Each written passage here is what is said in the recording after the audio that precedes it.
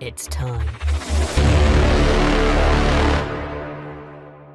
Okay, these last 48 hours have been insane. The amount of theories that flew out onto YouTube just hours after the episode of Don't Hug Me, I'm Scared came out was crazy.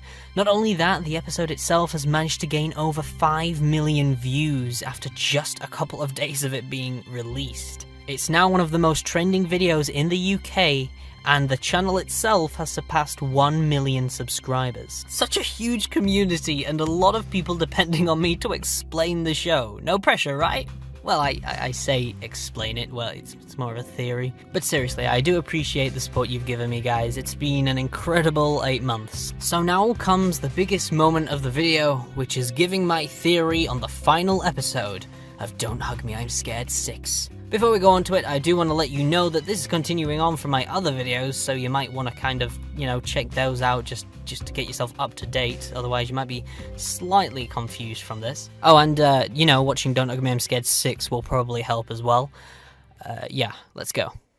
The whole episode is about dreams. But not just a random dream you get when you go to sleep every night, no. It's about the dreams you've been wanting to come true ever since you were young. Like, I always dreamt to be a filmmaker, or I've always dreamed to be a singer. And this episode shows you how the world looks at you and treats you when you try to accomplish these dreams. You instantly become an outsider from everyone else just because you want to do something other than a normal job. That's basically the main message I got from this particular episode. But if you dive a little deeper, you'll find the rest of the story that relates to past episodes of Don't Hug Me, I'm Scared. Let's go on to it. So, as you can see, the whole thing opens up with Yellow Guy in his bed next to 2 other beds, which we obviously assume belong to the 2 other characters. And you can tell which one is which, as one of them has an R for Red Guy and the other one has a D for Duck. This proves to me that none of them have actually been given official names and are only referred to as what they are: a red person, a yellow person, and a duck. You can see now that the yellow guy is fully aware that something is wrong, as both of his friends are gone. Even when the teacher arrives, he doesn't want to learn about whatever the teacher wants to talk about, which is obviously dreams. And honestly, there are so many references to all the other episodes in this one, it's impossible to count them all. The amount of times we see Roy in this is unbelievable. He's in the phone box, which is also in episode 5, he's in the movie theater, he's looking through the window at one point. And once again, everywhere he is, he's always watching. So while the yellow guy is getting tortured, it cuts to the red guy waking up in his job in an office surrounded by loads more red guys. If you remember in my last theory, I said that the red guy represented all teenagers until the end of episode 4 where he grows up and becomes an adult. And now in the 6th episode we see him all grown up and now representing the adult age group. This episode confirms that he represents the age group because all of the adults are red guys. Except this time, the red guy we all know and love doesn't want to be like everyone else. He wants to be creative.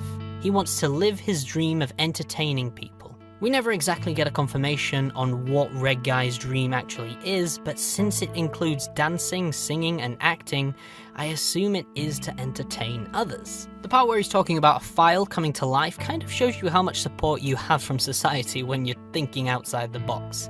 That sounds really boring. We then get the scene of Red Guy in a bar listening to all the conversations going on by other Red Guys, and they're all pretty boring, uninteresting conversations. The Red Guy doesn't seem to like the music that's being played on stage, and rightly so, and decides to take center stage to show everyone in the room what he can do. Except they don't like what he's doing, and they tell him he's terrible and they want him to get off the stage. This is the perfect representation of anyone who has tried to live their dreams. Even people like Walt Disney, the Beatles, and many more people before they were famous had their ideas turned down or were told they were terrible. For example, the Beatles, one of the biggest known bands of all time, were turned down by a record company and were told the Beatles have no future in this show business. And even Walt Disney was sacked from a local newspaper for not being creative enough. In this next shot, we see Roy in the corner where the red guy was sitting. Straight after that, the microphone comes to life and the scene changes to a dark room. This part to me makes me believe that Roy saw Red Guy performing and offered him to join the media.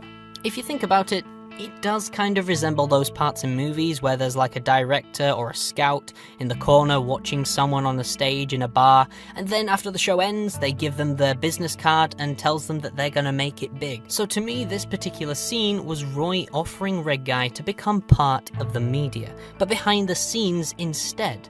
That way, Red Guy will be able to live his dream of entertaining others by creating shows. I think the fact that the microphone and the stereo turned into characters from the media straight after the Red Guy sees Roy tells us that he did in fact agree to Roy's offer and joins the media behind the scenes, which is why the scene changes to a dark room. He's now working for Roy. Oh, and just before we move on to the people telling me that the Red Guy's name is Alfred because the microphone says, "Alfred, your voice brings music to my face," I turn that part up and the microphone actually says, "Don't stop now, friend, your voice brings music to my face." I just want to clear that up before we move on.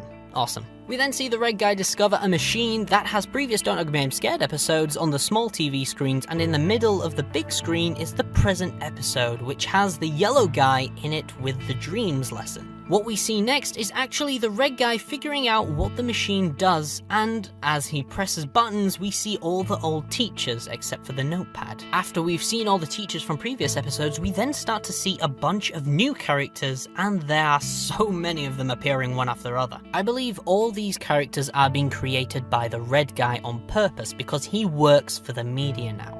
The Red Guy starts to go overboard obviously and start inserting loads of different teachers one after the other. The reason I came to this conclusion that he was making these teachers on purpose was because one of the teachers was a file and did the same file song as the Red Guy did when he was at the office. Since the teachers appear and then disappear so quickly, I think this is pointing out how much content gets pumped out from companies within the media so quickly every day. You only need to look at WatchMojo.com or BuzzFeed, how much content they pump out every day. WatchMojo.com, for example, upload at least 5 videos a day. Within a week, those 5 videos will be just lost on that channel and drowned out because of all the new content that's replaced it, even though it didn't have that much time in the spotlight to begin with. Eventually, a hand reaches out to him, which turns out to be Roy's. This shows the media or companies like Roy reaching out to smaller creators like Red Guy and getting them to join their big company. The fact that Roy gets closer and closer shows us that Red Guy is slowly becoming just another cog in the media machine, and slowly becoming less and less creative. At this point, Red Guy realizes this wasn't what he wanted. He wanted to entertain people and be creative, but the media has turned him into just another person pumping out tons of content that's just the same as everyone else's, and nothing original. He realizes that what he's doing is corrupting children's minds into thinking a certain way, and once he realizes this, he doesn't want to be a part of it no more and decides to pull the plug on it. It then switches to the last scene where all the puppets are sat in the kitchen, but this time they are all their favorite colors that they wanted to be from the first episode. It ends with 19th of June switching to 20th and the notepad beginning to sing the creative song. So what does this mean? Is the cycle repeating itself? In a way, kinda. Most of us all think that the media were moving on to other targets. But just for the sake of this video, let's try to look at it a different way. If we backtrack a second, what was the song the Red Guy was singing in the bar before Roy appeared and took him to the media? The creative song. Which teacher didn't appear on the media machine when Red Guy was pushing all those buttons? The notepad. Not only that, at the end of the very first episode, the notepad said, "Now let's all agree to never be creative again," which is the only teacher to ever regret teaching the puppets these things. And like I said before, at the end, they are all their favorite colors now. All the expensive props have gone except for the calendar. I mean, the only part that would make this a little bit weirder was if Roy wasn't in the first episode. Wait, Roy wasn't in the first episode. It all makes sense now. It's why there was barely any Easter eggs in the first episode. It's why Roy wasn't in it. It's why there's no "and Roy" at the end of the credits. Don't Hug Me I'm Scared is a representation of what happens when media/companies interfere with independent creators. After Becky and Joe made the first episode, it literally took off and built a huge following.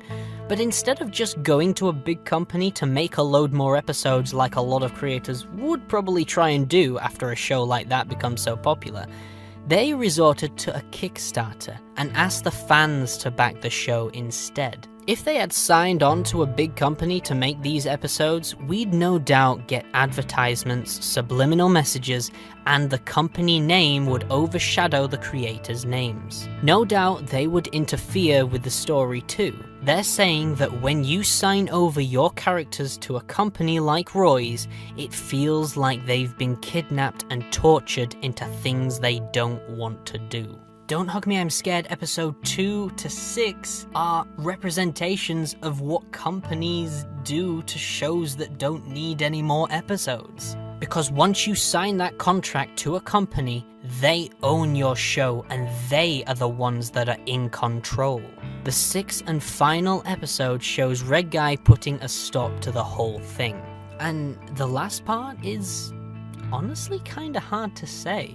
The best I can think of is that this is the creators starting again. The fact that there's no more expensive sets, and the fact that the characters get to be what colours they want to be, and the fact that the notepad, who's not a part of the media by the looks of it, starting from scratch, going back to the beginning, and the 19th of June dropping off to going to 20th, means that they can finally move on. I don't know, maybe if I spent a lot more time I'd find a definite conclusion on it, but this is my interpretation so far. I think the best part of Don't Hug Me, I'm Scared is that you can look at it however you want to, and I think that is exactly what the creators are going for. A lot of the Easter eggs that are in there or left around Don't Hug Me, I'm Scared might not have a meaning when placed there, but I think Becky and Joe want you to give it a meaning. They want you to draw your own conclusion to the show. If you watch every episode of Don't Hug Me, I'm Scared, all the teachers within the show tell you how you should think about certain things. But when you look past all the pretty colours that they're showing and actually listen to what they're saying, it's wrong.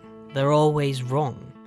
I think the show is secretly telling you to make your own conclusion on the show. Don't just follow the crowd of the most popular theory for it. If you read a Q&A that Becky and Joe had after the 5th episode came out, one of the questions were, have you read any of the fan theories about the series? If so, have any interpretations taken you by surprise?